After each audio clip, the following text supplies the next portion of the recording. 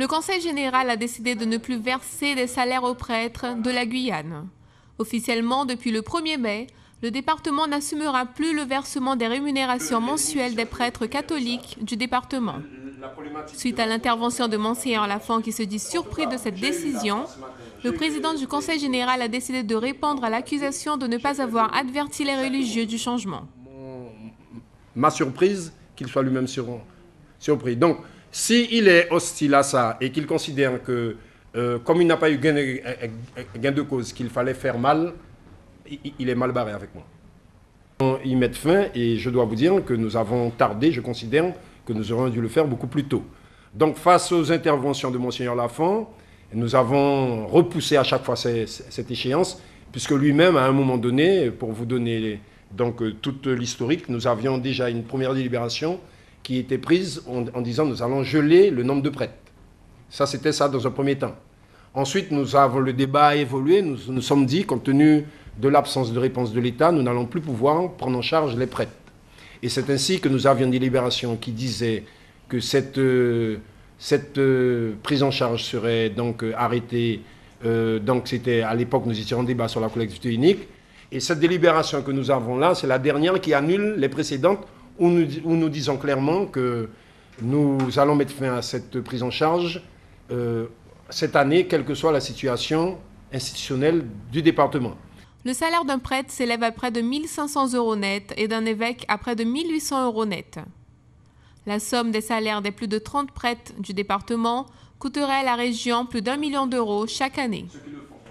Alain Tianliang estime que le moment est venu de mettre fin à cette situation inédite en France, car la Guyane est la seule région qui prenait en charge les prêtres.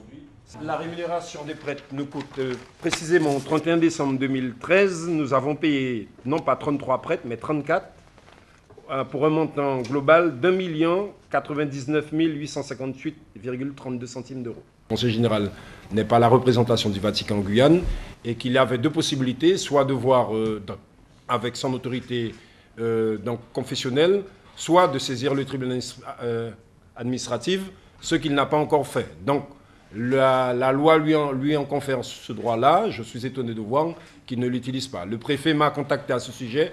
Je lui ai dit, monsieur le préfet, si cette délibération vous gêne, vous n'avez qu'à donc saisir le tribunal administratif pour que le Conseil général puisse revenir éventuellement sur sa décision. Donc aujourd'hui, c'est une décision qui est opposable à tous, délibération du Conseil général, et il n'est pas question pour moi de vous appeler pour vous dire que nous allons remettre ça en cause. Par contre, je m'étonne fortement de l'étonnement de Monseigneur Lafont, et comme je considère qu'il n'est pas à son premier coup, trop c'est trop aujourd'hui, je suis président du Conseil général en responsabilité. Je n'ai jamais été destinataire en termes de mission de la prise en charge de prêtres. Et moi qui considère que les autres confessions de Guyane auraient pu avoir vocation à nous solliciter, même si ironiquement je leur ai demandé de le faire, elles ne l'ont pas fait, eh bien moi je dis tout simplement qu'il est anormal que la contribution publique puisse supporter la prise en charge donc, de rémunération de prêtres, tout en sachant que même si les témoins de Jéhovah par exemple ne votent pas, il est clair que toutes les confessions ont des contribuables et qu'il est anormal que la contribution d'un adventiste, d'un membre de l'église évangélique de Guyane ou autre puisse contribuer à payer les prêtres. Donc, seuls les prêtres sont concernés par le changement. Le salaire des évêques continue à être pris en charge par la collectivité. J'ai invité Monseigneur Lafont à se rapprocher de son autorité donc confessionnelle, chose qu'il a, semble-t-il, faite, puisque j'ai vu dans le France-Guyane qu'on lui a répondu puisque s'il doit être dans la ligne, il a bien compris que le pape François a dit que l'Église doit être pauvre, mais ça, c'est pas un jeu de mots que je fais. Donc, s'il était dans cette lignée du pape François, il aurait dû me dire, monsieur le Président, comme vous avez maintenu, ou bien comme le Conseil général a maintenu uniquement la rémunération de l'évêque, en solidarité à mes confrères ou à mes frères, je vous demande de ne pas tenir ça. Donc c'est le geste que j'attends de lui en tout cas. Mais aujourd'hui, vous êtes face à un président qui a été agacé tout ce week-end parce que beaucoup de fidèles l'ont appelé pour lui dire qu'il ne comprenait pas alors que le débat avait déjà été. Le vendredi 23 mai prochain, le collège Justin Cataillé de Cayenne accueillera le premier championnat scolaire de bridge. Une initiative des enseignants qui dispensent chaque semaine l'apprentissage du bridge aux élèves dans leur établissement respectif. 60 participants sont attendus pour ce premier championnat régional.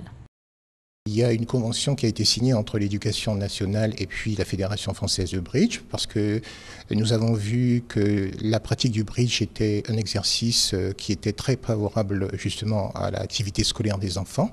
Et c'est à partir, effectivement, comme vous l'avez dit, d'une expérience qui a eu lieu en métropole, où il y a, d'après ce que j'ai cru savoir, il y a plus de 100 000 élèves qui déjà participent au bridge, même si ça fait à peu près 6 000 élèves par année, puisqu'il y a à peu près 12 ans que cette activité a été mise en place.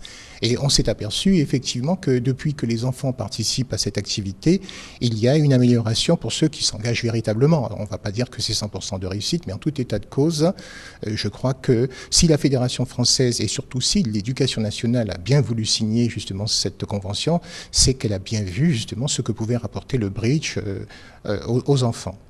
Pour rappel, le plan pour les sciences et les technologies à l'école, lancé en janvier 2011, préconise l'usage des jeux pour apprendre. La circulaire Une nouvelle ambition pour les sciences et les technologies à l'école rappelle que les jeux à règles, comme les jeux de cartes, permettent de développer la motivation et la concentration des élèves, d'encourager leur esprit d'autonomie et d'initiative, et de travailler les fondamentaux pour une approche différente.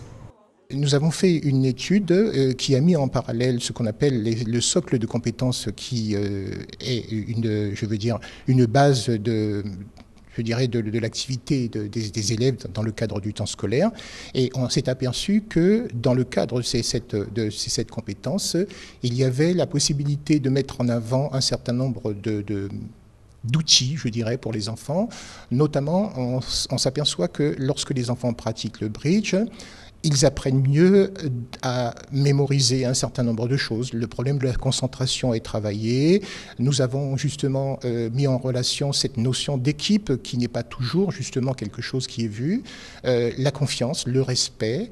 Et puis, on s'est aperçu qu'un enfant qui a pratiqué le bridge en scolaire, on voyait cet enfant beaucoup plus concentré dans l'apprentissage même de son temps scolaire. C'est-à-dire qu'ils avaient plus envie de venir à l'école, d'accord ? Les problèmes d'absentéisme se voyaient beaucoup moins. Donc, tous ces éléments font que si effectivement nous avons développé cette activité en Guyane, c'est bien parce que nous y croyons énormément.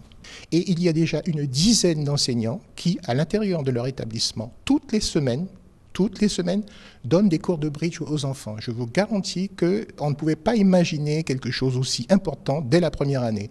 Sachez qu'il y a également aujourd'hui 103 élèves qui sont licenciés à la Fédération française de bridge. Et nous en sommes énormément, surpris très agréablement parce que quelque part, on ne s'attendait pas à cette...